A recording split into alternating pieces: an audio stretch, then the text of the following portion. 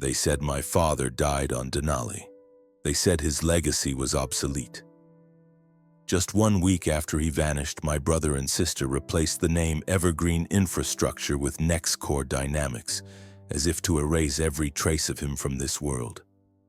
I witnessed that betrayal, I felt that pain, but I didn't know then that behind that perfect facade lay a truth more terrifying than death itself, a secret I would have to pay everything to expose. I'm Graham Ellis, 34 years old and a high school math teacher. My days are spent navigating the fascinating chaos of quadratic equations and the even more complex algebra of teenage dreams. I help my students balance tight budgets with grand, sometimes seemingly impossible aspirations.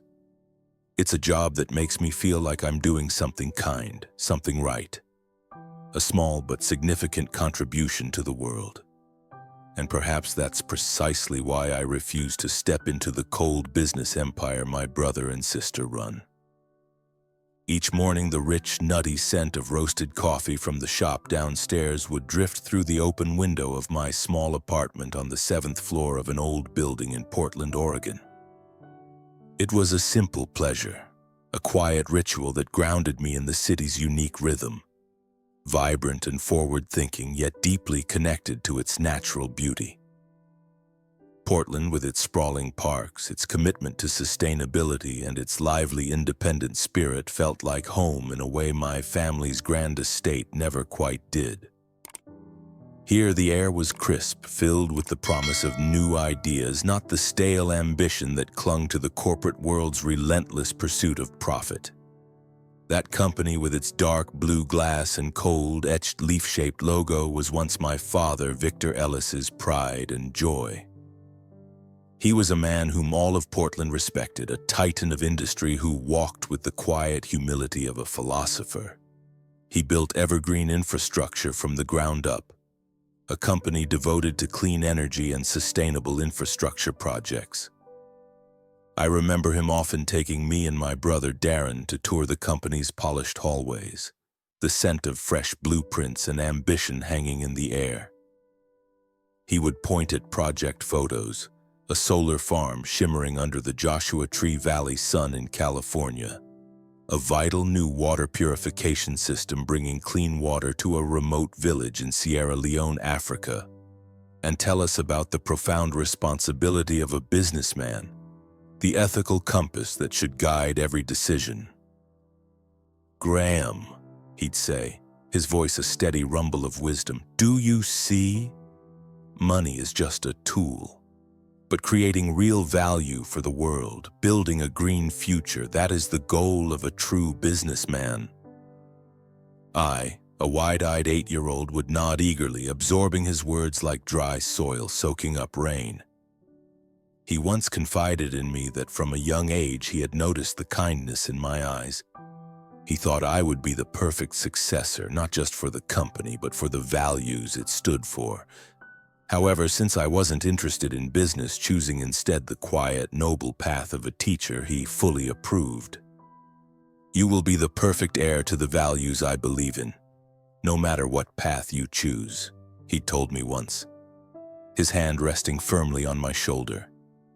It was a bond, a shared understanding that ran deeper than words. But Darren, my brother, would just offer a faint, almost dismissive smile during those tours, his eyes already glinting with an ambition I'd only recognize as chilling years later. I remember one particular afternoon after my father had left the room, Darren nudged me with his elbow, a smirk playing on his lips.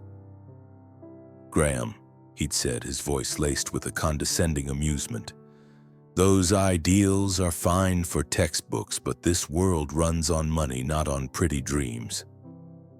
Mark my words, there will come a time when Celeste and I prove that."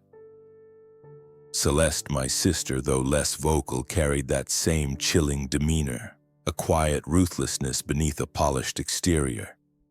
My father, with a wisdom I now truly appreciate, assessed Darren and Celeste as having impatient personalities in business, greed in their thoughts, and ruthlessness in their actions. He often spoke in veiled terms of transferring power to an independent board rather than directly to them, a temporary measure until he could ensure his legacy was truly safe. My mother, Margot Whitfield, is a fragile yet kind-hearted woman, my only remaining emotional anchor and a quiet observer of these unspoken family dynamics, her eyes often reflecting a hidden anxiety. Everything changed in 2023. My father, Victor Ellis, went missing during a climbing trip in the Denali Mountains, Alaska. The news hit me like a physical blow, stripping the air from my lungs. The police concluded he was lost, a victim of the unforgiving Alaskan wilderness, his experienced hands simply unable to conquer nature's might. Though the world presumed him dead, no legal declaration had been made. My mother had resisted that final step. "As long as there's no body, I won't sign anything," she'd said. In the family, only my mother and I refused to believe he was truly gone. A persistent ache settled in my chest, a gnawing suspicion that refused to be silenced. My father was meticulous, an experienced climber. He planned every step. It just didn't add up. I spent weeks glued to the news, clinging to every rescue report, every faint hope, a desperate knot tightening in my stomach. The family tried to move on, but I couldn't. I felt him out there somewhere, calling to me through the desolate Alaskan winds. Immediately after his disappearance, Darren Ellis and Celeste Ellis moved with a predatory speed that only confirmed my darkest fears. They called a hastily arranged board meeting. "Evergreen infrastructure is obsolete," Darren announced, his voice devoid of emotion, eyes colder than the Alaskan peaks that had supposedly claimed our father. "Its values belong to the past. This is the era of next-core dynamics." Celeste, standing beside him, offered a chillingly calm smile, her gaze sweeping over the murmuring shareholders as if asserting a silent dominion.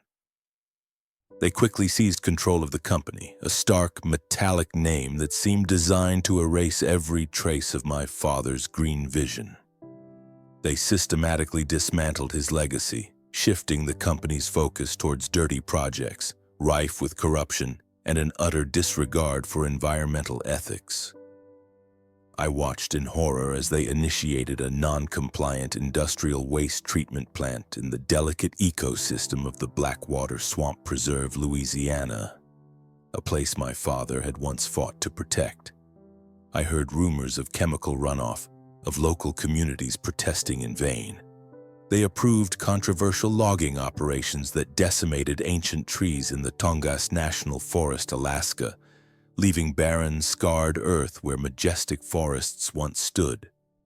And most egregiously, they began a reckless new drilling project on Valdez Oil Spill Beach, Alaska, a name synonymous with ecological disaster.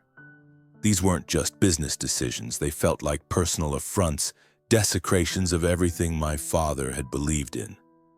When I confronted Darren during a strained family dinner, the air thick with unspoken tensions, he merely scoffed. "Graham," he said, pushing his plate away, "you still don't understand how the world works. Ideals don't pay the bills. Money is king, and we're simply doing what's necessary to keep this company at the top." Celeste, ever the pragmatist, added with a cold smile, "You're a dreamer, Graham. Your protests are dismissed with a condescending wave of the hand. You were effectively pushed to the family's periphery, an inconvenient, moralizing ghost." My mother, Margot Whitfield, sat silently, her own plate untouched, her once vibrant spirit dimmed by the twin blows of her husband's disappearance and her children's unsettling transformation. Portland, the city of oak-lined streets and lively music nights, now seemed like a mirror reflecting the cracks in my family. Cracks I'd tried to mend countless times but never could. And then, just as the cracks in my family seemed too deep to ever mend, too wide to bridge, something shifted. 2 years later, in the spring of 2025, the impossible happened. shattering the familiar landscape of my grief and reforming it in an instant. I was grading papers late one Tuesday evening when a quiet knock at my apartment door startled me. The clock read almost 10 p.m. Who would come at this hour? My heart, accustomed to the dull throb of suspicion, began to pound with a different, inexplicable urgency. I peered through the peephole. A figure stood cloaked in shadow, head covered by a hood. Hesitantly, I opened the door. The man looked up, and as the hallway light hit his face, the blood in my veins froze. Silver-white hair, hawk-like eyes, though now clouded by time and suffering. It was my father. "Dad?" I whispered, my voice thick with disbelief, feeling the ground give way beneath me. "You're alive." He smiled, a tired but warm smile, a flicker of the old Victor. "Let's go inside, Graham. We have a lot to talk about." We sat for hours in my small living room, the coffee growing cold between us as he recounted a story that twisted my stomach into knots. During that climbing trip in Denali, it wasn't an accident. "It was Darren," he said, his voice raspy, filled with a deep, weary pain. "He pushed me into a ravine, believing it would be a fatal fall, a convenient disappearance." He paused, taking a slow, shaky breath. Celeste, with her chilling efficiency, then falsified documents and bribed key shareholders. She approached Harold Vance, a major shareholder and a close, trusted friend of mine, and convinced him to invest heavily, twisting his trust and loyalty to our family. She secured their control over the company, ensuring no one would question the sudden shift in leadership or my absence. Victor had been miraculously saved by a man named Shepard Aiden, an amateur climber and former park ranger whose quiet strength and innate kindness had pulled my father from the brink. Shepard nursed me back to health in a remote cabin, Victor explained, his eyes distant as he relived the memory.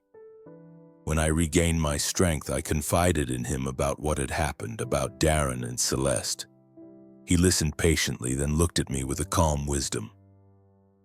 "Mr. Ellis," he said, his voice quiet but firm, "your children will not stop at just the company. They will dismantle everything you built. For now, you must recover, live in hiding, and collect irrefutable proof. Justice, when it comes, must be absolute." He knew the kind of ruthless ambition Darren and Celeste possessed, and his advice was invaluable.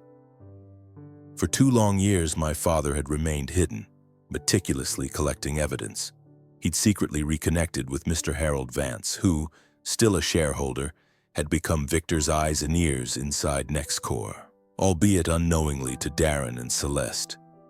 Harold disguised his loyalty through quiet compliance, always nodding in meetings, never raising suspicion. A perfect double agent. Darren and Celeste, blinded by their own ego, never questioned his presence. They assumed he had surrendered to the new order. Harold was instrumental, Victor confessed, his eyes darkening with a grim satisfaction. He believed in the true evergreen. He fed me internal documents, shared recordings of their private meetings, even gave me access to their offshore accounts. They thought they were untouchable. Victor looked at me then, his eyes, though tired, shining with an unshakable resolve. "Graham," he said, his voice now steadier, "I saw the kindness in your eyes even when you were a boy. I always knew you had the intelligence, the steadfastness, and the moral compass to truly lead. You always were the perfect successor, even when you chose the path of a teacher. That's why I kept talking about an independent board. I saw their impatience, their greed. I hoped they would mature, but they proved far more ruthless than I ever imagined. Now I need you to lead. I need you to expose the truth and reclaim what was stolen." The weight of his words settled on my shoulders, heavy but not burdensome. A storm raged within me, disbelief at the depths of my siblings' betrayal, anger at their deception, profound relief at my father's return, and a surging, undeniable purpose. This wasn't just about revenge, it was about justice, about restoring a legacy, about making things right. This was my fight now. "I'll do it, Dad," I said, my voice firm, resolute. "Whatever it takes." The outsider who had once sought refuge from the business world felt a new, undeniable purpose surge through him, stronger than any mathematical equation. Victor had already begun making moves. His trusted legal team, now fully informed, was quietly preparing their case. "We have the recordings, the emails, the financial records," Victor explained, his hand resting on a worn leather briefcase. "Everything needed to prove their conspiracy to commit murder, embezzlement, and fraud." But before any public action, there was one more crucial step. We had to tell Mom. The next morning, we drove to Margot's house. The air was thick with unspoken grief and the fragile hope that had sustained her for 2 years. When she saw Victor, a cry tore from her throat, a sound of unspeakable pain and profound relief that echoed through the quiet home. She collapsed into his arms, tears streaming down her face, murmuring his name like a prayer. "Victor, Victor, my love, you're here." It was a reunion steeped in raw emotion, joy intertwined with the bitter knowledge of what had been lost and what had transpired. Then slowly, carefully, Victor recounted the truth, every horrifying detail of Darren's betrayal and Celeste's complicity. Margot listened, her face transforming from shock to a desolate pain, and finally to a fierce burning rage I had never seen before. Her hands, usually so gentle, clenched into fists. "My children," she whispered, the words laced with a venomous sorrow. "How could they? How could they do this to you, to us, to Evergreen?" But in her eyes, amidst the pain, was a resurgence of her strong will, a resolute determination to confront their monstrous betrayal. She was no longer just a grieving mother. She was a force, ready to stand for justice. That very week, Victor, with Margot's full support, officially transferred all his remaining assets and company control to me. It was a profound act of trust, a heavy burden, yet one I accepted with a quiet determination. "Are you sure, Dad?" I'd asked, the weight of the company, the legacy, the future settling on me. "I'm a math teacher, not a CEO." He simply smiled, the old knowing smile. "You will be the perfect heir, Graham. I believe in you." I was no longer just Graham, the math teacher. I was the keeper of a legacy, the chosen instrument of justice. The air in the grand ballroom of the Portland Grand Hotel was thick with the scent of expensive perfume and thinly veiled ambition. It was the 3rd anniversary celebration of Next Core Dynamics, a meticulously choreographed display of power and achievement by Darren and Celeste. They stood on a raised dais, bathed in the glow of spotlights, their smiles wide and artificial as they prepared to flaunt their ill-gotten gains. I was there, a silent observer in the back, my heart a drumbeat against my ribs, each throb mirroring the furious anticipation building within me. Beside me, my mother Margot stood with an almost unnatural stillness, her hand clasped in mine, her silent presence a formidable testament to our shared resolve. Just as Darren raised his glass to toast their unprecedented success, I knew the moment had arrived. My blood thrummed with a mixture of fear and fierce determination. I took a deep breath, steadying myself, and stepped forward, moving away from my mother towards the center of the room. The murmurs of the crowd faded as my presence registered. Darren and Celeste, still on the dais, glanced at me, their smiles faltering, a flicker of annoyance crossing their faces. I walked purposefully, the attention of the room shifting towards me. When I reached a central position, I stopped, facing the dais, my gaze locked onto my siblings. My voice, though trembling with the magnitude of the moment, cut through the celebratory hum, amplified by the sudden hush. "Ladies and gentlemen, I announced, my voice gaining strength with each word. Before we proceed with the celebration of next core dynamics, I believe there's a vital truth that needs to be revealed. A truth about this company's true origins and the people who now claim its success. A ripple of confusion went through the crowd. Darren's eyes narrowed, a cold warning in their depths. Celeste's smile vanished entirely, replaced by a tight, wary expression. "Graham, what is the meaning of this?" Darren demanded, his voice sharp, a hint of steel entering it. "This isn't some private family dinner, Graham. Watch your words." "Oh, I chose my words carefully, Darren," I retorted, my voice now steady, fueled by years of suppressed pain and a newfound courage. "It's about the family you and Celeste betrayed. It's about the legacy you tried to bury." I held up the small, sleek device Victor had given me. 2 years ago, a man who built this company on integrity, a man whom you call father, disappeared in the Denali Mountains. You declared him dead, but he wasn't. He was pushed. My words hung in the air, a shocking accusation. Darren's face turned ashen. Celeste's eyes widened, a raw terror finally breaking through her composure. "This is insane," Darren bellowed, his voice hoarse, desperate. "He's making baseless accusations. Get him out of here." He pointed at me, his hand trembling. "This is a trick, a desperate ploy." "Is it a trick, Darren?" I challenged, my finger hovering over the button. "Is it a trick, Celeste?" Victor, still the legal owner at the time of his disappearance, had installed an audio compliance system in the executive boardroom. Darren and Celeste never realized they were being recorded legally as part of internal risk oversight. I clicked the button on the device. The ballroom speakers, usually reserved for triumphant speeches and celebratory music, crackled to life, silencing the chatter and clinking glasses. Darren's voice cut through the room like a blade. "I've already picked a spot. Remote, unforgiving. No one finds a body in Denali." A pause. Then Celeste, "Are you sure it'll hold? The board might grow suspicious." Darren replied, cold and clinical. "They won't. By the time the will is settled, we'll have full control. My mother won't ask questions, and Graham, he's too soft to act." Celeste gave a low, amused laugh. "You always underestimate him." "That's the point," Darren snapped. "People like Graham cling to family. That's their weakness. Ours is ambition. And ambition always wins." The audio recordings were interspersed with projected images on the screens behind them.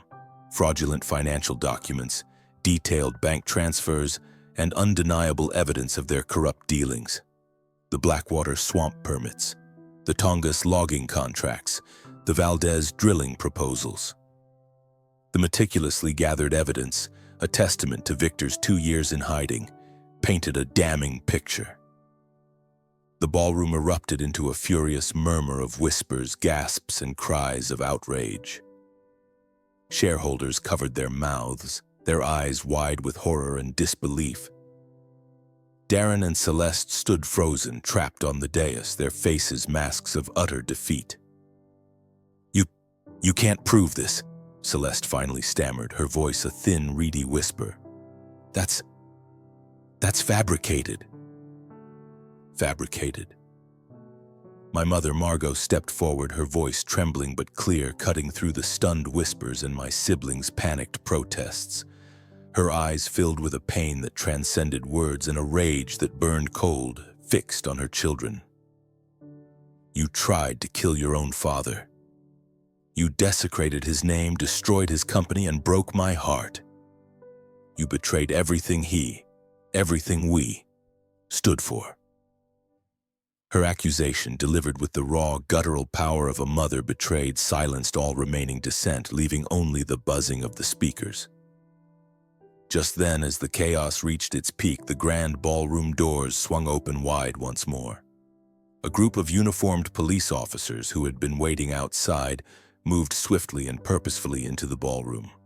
Their sidearms holstered, their cold, professional gazes swept across the crowd, immediately locating their targets on the dais. A collective intake of breath from the crowd. The air crackled with a new tension. Then a tall, imposing figure stepped through the doors, moving with a quiet authority that silenced the last whispers. His silver hair gleamed under the chandeliers, and his eyes, fixed on Darren and Celeste, held a steely glint that promised final reckoning. It was Victor Ellis. He walked slowly, deliberately, his presence alone a thunderous declaration. Every eye in the room, including Darren and Celeste's, snapped to him, disbelief battling with a dawning horror. "Darren Ellis, Celeste Ellis," one officer announced, his voice devoid of emotion, resonating like a final verdict. "You are under arrest for conspiracy to commit murder, embezzlement, and financial fraud." The clink of handcuffs echoed through the silent room as they were secured around Darren's wrists. He instinctively tried to bolt for a side door, but two officers blocked his path, grabbing his arms firmly. Celeste, too, was apprehended, her defiance crumbling into a desperate whimper. I could see the raw panic flicker in Darren's eyes, a fear I had never seen in the man who always seemed so invincible. The grand anniversary celebration had become their undoing, their gilded cage collapsing around them. The aftermath was a whirlwind of legal proceedings and profound, quiet shifts. The media exploded. Headlines screamed from New York to Portland. Evergreen founder returns from the dead, accuses children of murder plot. Videos of the shocking confrontation flooded social media, along with the chilling audio of Darren and Celeste's conspiracy. The FBI moved swiftly, seizing assets and freezing accounts. The trial of my brother and sister dragged on for nearly 6 months, a public spectacle I couldn't bear to witness. My mother, however, attended every day, her resolve unwavering. She needed to see justice served. When the verdict came, her voice, though trembling, was firm as she called me. "Graham," she said, "Darren was sentenced to 30 years in prison for conspiracy to commit murder and embezzlement. Celeste got 20 years for complicity and financial fraud. They won't be out anytime soon, son." I sank into a chair, gripping the phone, a heavy sigh escaping me. I wasn't happy about their sentencing. There was a deep sorrow for the family that was irrevocably broken, for the siblings I had once loved. But there was also a deep, abiding sense of justice, a quiet satisfaction that the truth had prevailed. The pain lingered, a scar that would never fully heal, but it was no longer an open wound. I officially took over the company, wasting no time in stripping away the corrupt facade they had built. The first order of business was simple yet momentous. I renamed it back to Evergreen Infrastructure. The dark blue and logo was replaced with a new emblem, a vibrant green leaf intertwined with a sturdy oak, symbolizing growth, sustainability, and enduring strength. The initial weeks were a whirlwind of challenges. I faced skepticism from some former NextCore shareholders, resistance from employees loyal to Darren and Celeste, and the daunting task of untangling a web of unethical contracts. There were long nights spent poring over documents, tense meetings explaining my vision, and difficult decisions to make. But fueled by my father's legacy and my mother's unwavering support, I pressed on. I remember one particularly challenging board meeting where a veteran shareholder, Mr. Davies, eyed me with skepticism. "Mr. Ellis," he began, his voice laced with doubt, "your father was a legend. But you're a math teacher. How do we know you have the grit to run an empire, to clean up this mess?" I met his gaze, my own resolve hardening. "Mr. Davies," I replied, my voice calm but firm. "My father taught me that true strength isn't just about making money. It's about integrity, and it's about building something that lasts. I may not have built this company from scratch like him, but I will rebuild it on the values he cherished, and I assure you I have all the grit needed to do that." A quiet murmur of approval rippled through the room. It was during a board meeting, buoyed by the company's newfound momentum, that I proposed an idea I'd nurtured for a long time. "I want to establish a non-profit fund," I announced, my voice clear and firm. "Named after my mother, the Margot Whitfield Foundation. Its purpose will be to support single mothers in need, providing counseling, financial aid, and opportunities to rebuild their lives. My mother endured so much, and I want to ensure no one else has to endure what she had." Some shareholders raised eyebrows, questioning the timing. "Graham," one said, "we've just gone through a crisis. Is this really the time to invest in a charitable fund?" I met his gaze directly. "Evergreen Infrastructure isn't just about profit," I replied, my voice calm but resolute. "It's about people. It's about values. And if we don't help those who need us, we're no different from Next Core Dynamics." A silence fell, then one person clapped, then another. Eventually, the entire board agreed. When Margot heard the news, she hugged me tightly, tears streaming down her face. "Graham," she said, her voice choked with emotion, "you've made me so proud. This is what I've always wanted. Something good amidst all this pain." My mother, Margot, found a profound peace in the quiet countryside. She and Victor, who had slowly regained his strength, moved to a charming rural home in a serene valley, nestled amidst snow-capped mountains, where they spent their days tending a sprawling garden and rediscovering the simple joys of life together. Victor had declined my invitations to return to running Evergreen. "Graham, I've done my part," he'd said gently. "Now it's your time. The legacy is yours to carry forward. I just want to live in peace in the place that saved me." I would often drive up to visit, finding them side by side on their porch, reading or simply watching the sunset, their figures shrinking under the vast sky, but their spirits whole. As for me, I grew stronger and more confident in my abilities with each passing day. The outsider had found his place not as a reluctant heir, but as a passionate custodian of a meaningful legacy. I was no longer just the math teacher, though I still held on to my passion for education through various community initiatives. I was the CEO of Evergreen Infrastructure, a company that was once again a force for good in the world, bringing justice not only to my family but also to the values that truly mattered. Victor and Margot would often visit the renewed Evergreen offices, their smiles a silent testament to the path we had chosen.